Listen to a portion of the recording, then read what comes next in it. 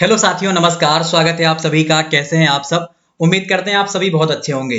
तो दोस्तों, व्यक्ति और उनके गुरुओं का नाम, इस टॉपिक को हम लोग कवर कर रहे थे, जिसमें पहला पार्ट हम आपको प्रोवाइड कर चुके हैं। आज के इस वीडियो में हम लोग भाग 2 की बात करेंगे, जहां पे कुछ ऐसे सवालों को देखने वाले हैं जो आपके एग्जाम को लेकर बहुत जरूरी है। पहला पार्ट अगर आपने नहीं किया होगा तो उसका लिंक आपको नीचे वीडियो के डिस्क्रिप्शन में मिल जाएगा, जहां से आप उसे कर सकते हैं। ठीक है भाई, तो आइए दूसरा पार्ट आपके सामने रखते हैं और सवालों का सिलसिला स्टार्ट करते हैं। पहला सवाल आपके स्क्रीन पर है। ए ओ ह्यूम के गुरु का नाम क्या था? आपको इससे स्टार्ट करना है। ए ओ ह्यूम का नाम आपने सुना होगा। कांग्रेस की स्थापना के लिए आप इनका नाम याद करते हैं। तो ए ओ ह्यूम के गुरु का नाम था महादेव गोविंद रनाडे। ये नाम आपको याद होना चाहिए, ये आपके एग्जाम के लिए बहुत जरूरी भी है। चैतन्य महाप्रभु किसके गुरु का नाम था? ये चैतन्य महाप्रभु किसके गुरु का नाम था, ये बताना है आपको। तो चैतन्य महाप्रभु, ये रूप गोस्वामी, ये नाम आपको याद होना चाहिए। रूप गोस्वामी, ये बहुत ज्यादा इंपॉर्टेंट है। ठीक है भाई, ये आपको ध्यान में रखना है। अगला सवाल है, न्यूटन के गुरु का नाम क्या था? न्यूटन का नाम आपने सुन रखा है, न्यूटन के गुरु का नाम यहां पर बताना है। न्यूटन जो कि गति संबंधित नियम के लिए फेमस है, न्यूटन जो कि गुरुत्वाकर्षण के नियम को लेकर फेमस है। फिलहाल सवाल है, न्यूटन के गुरु का नाम क्या था? तो न्यूटन के गुरु का नाम था हेनरी मुरे। क्या नाम था? हेनरी मुरे। ये नाम आपके दिमाग में सेट होना चाहिए। रमाकांत आचरेकर किसके गुरु का नाम था? तो रमाकांत आचरेकर का नाम आप सबने खूब सुना होगा। ये सचिन तेंदुलकर के गुरु का नाम था। किसके? सचिन तेंदुलकर के गुरु का नाम था, जो आपको ध्यान में रखना है, जो आपको बिल्कुल भूलना नहीं है। चलिए, आपने बताना है कि पहला खिलाड़ी जिसने क्रिकेट के फॉर्मेट में, वनडे क्रिकेट की बात करेंगे, ओडीआई क्रिकेट के फॉर्मेट में डबल सेंचुरी लगाई, उस पहले क्रिकेटर का नाम आपको कमेंट बॉक्स में लिखना है कि वो कौन व्यक्ति विशेष थे जिनके विषय में हमने सवाल किया है। चलिए आगे बढ़ते हैं। तो केशव बनर्जी किसके गुरु का नाम है? केशव बनर्जी आपने नाम अगर नहीं सुना है तो याद कर लीजिएगा। ये महेंद्र सिंह धोनी के गुरु का नाम है।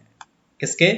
महेंद्र सिंह धोनी आपके एक ऐसे कप्तान हैं भारतीय क्रिकेट टीम के, जिन्होंने अपनी कप्तानी में लगभग हर ट्रॉफी आपके नाम कराई है। तो ये नाम आपको दिमाग में सेट रखना है। चलिए अगला सवाल है, महावीर प्रसाद द्विवेदी निम्नलिखित में किसके गुरु माने जाते हैं, या किन किन व्यक्तियों के गुरु माने जाते हैं? तो महावीर प्रसाद द्विवेदी जो हैं वो मैथिली शरण गुप्त, प्रेमचंद और सूर्यकांत त्रिपाठी निराला, इन सबके गुरु माने जाते हैं। ये नाम भी आपके दिमाग में सेट होना चाहिए, इस नाम को भी आप याद कर लोगे। ठीक है भाई। चलिए, तो पुलेला गोपीचंद किसके गुरु का नाम माना जाता है? पुलेला गोपीचंद किसके गुरु का नाम है? ये पीवी सिंधु के गुरु का नाम है। किसका? ये पीवी सिंधु के गुरु का नाम है। ये पॉइंट भी आपको ध्यान में रखना है और ये भी आपके लिए जरूरी है। दादाजी कोंडदेव किसके राजनीतिक गुरु थे? दादाजी कोंडदेव ये किसके राजनीतिक गुरु थे? तो ये छत्रपति शिवाजी महाराज के राजनीतिक गुरु थे। किसके? छत्रपति शिवाजी महाराज का नाम आपको दिमाग में रखना है, ये बहुत ज्यादा इंपॉर्टेंट है। ठीक है भाई। अच्छा, छत्रपति शिवाजी महाराज के द्वारा मराठा साम्राज्य की स्थापना कब की गई थी? ये कमेंट बॉक्स में कमेंट करके बताइए, जल्दी बोलो फटाफट। चलिए, तो ये आपके लिए बहुत ज्यादा इंपॉर्टेंट रहेगा, ये कमेंट बॉक्स में आपको बताना है। संत राघवानंद किसके गुरु थे? संत राघवानंद किसके गुरु थे? संत राघवानंद रामानंद के गुरु थे। तो ये आपको ध्यान में रखना है। चलिए, ये बहुत ज्यादा इंपॉर्टेंट रहेगा आपके लिए। ठीक है भाई।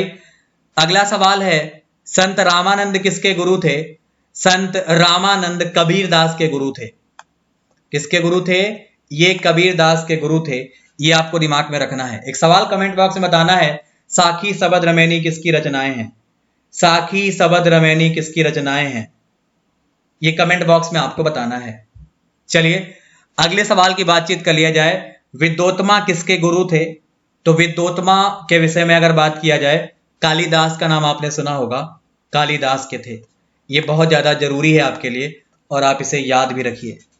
चलिए अगला सवाल, आलार कलाम किसके गुरु थे? आलार कलाम किसके गुरु थे? तो ये आपके गौतम बुद्ध के गुरु थे। ठीक है भाई, गौतम बुद्ध के गुरु थे।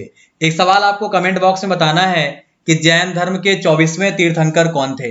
या जैन धर्म के 24वें तीर्थंकर कौन माने जाते हैं, ये आपको कमेंट बॉक्स में बताना है। ठीक है भाई। चलिए, आनंद पांडे किसके गुरु का नाम माना जाता है? आनंद पांडे किसके गुरु का नाम माना जाता है? तो आनंद पांडे बिरसा मुंडा के गुरु का नाम माना जाता है। किसका? बिरसा मुंडा के गुरु का नाम। महाप्रभु वल्लभाचार्य किसके गुरु थे? तो महाप्रभु वल्लभाचार्य सूरदास के गुरु थे। ठीक है भाई, ये किसके गुरु थे? सूरदास के गुरु माने जाते हैं। सूरदास किस भगवान को लेकर फेमस है? कौन बताएगा आप में से? सूरदास किस भगवान को लेकर प्रसिद्ध माने जाते हैं? तो ध्यान में रखिएगा, ये आपके सूरदास भगवान श्री कृष्ण को लेकर फेमस माने जाते हैं। बाबा नरहरि किसके गुरु थे? बाबा नरहरि गोस्वामी तुलसीदास के गुरु माने जाते हैं। किसके?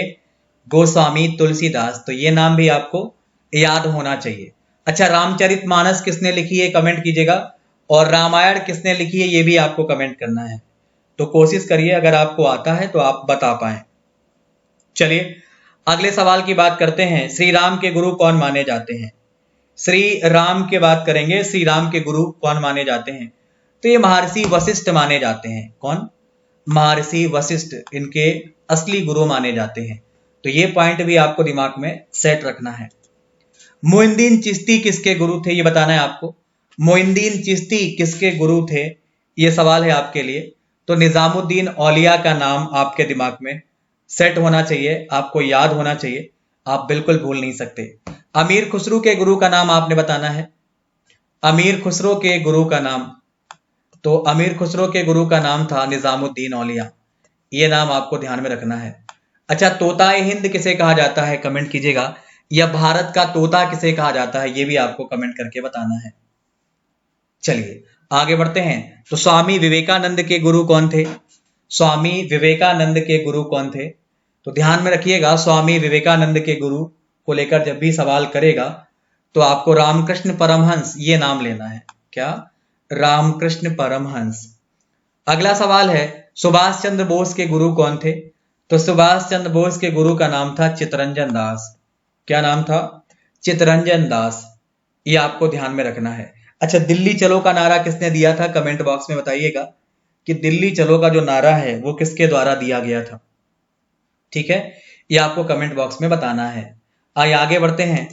तो अगला सवाल है, शिवाजी के आध्यात्मिक गुरु कौन थे? या शिवाजी के आध्यात्मिक गुरु के रूप में आप किसका नाम लेते हो? तो आंसर निकल के आएगा समर्थ रामदास या समर्थ गुरु रामदास। एक सवाल आपको बताना है कि शिवाजी का जन्म कब हुआ था और शिवाजी की मृत्यु कब हुई थी, ये आपको कमेंट बॉक्स में बताना है। और ये आपके लिए जरूरी भी है। देखते कौन प्रयास करता है। सभी लोग प्रयास कीजिए और बताइए। ठीक है, चलिए हम आगे बढ़ते हैं अगले सवाल की तरफ। तो शेख अहमद फारूक सरहिंदी ये किसके गुरु थे? आपको बताना है ये किसके गुरु का नाम है। तो बच्चा, ये जहांगीर के गुरु का नाम है। ठीक है। अच्छा, मुगल काल में किसके टाइम पीरियड में चित्रकला अपने सर्वोच्च फॉर्म में थी, ये आपको कमेंट करके बताना है। ठीक है, मुगल काल में चित्रकला का स्वर्णकाल किसके टाइम पीरियड को कहा जाता है, तो ये आपको कमेंट करना है। चलिए, पांडवों और कौरवों के गुरु कौन माने जाते हैं?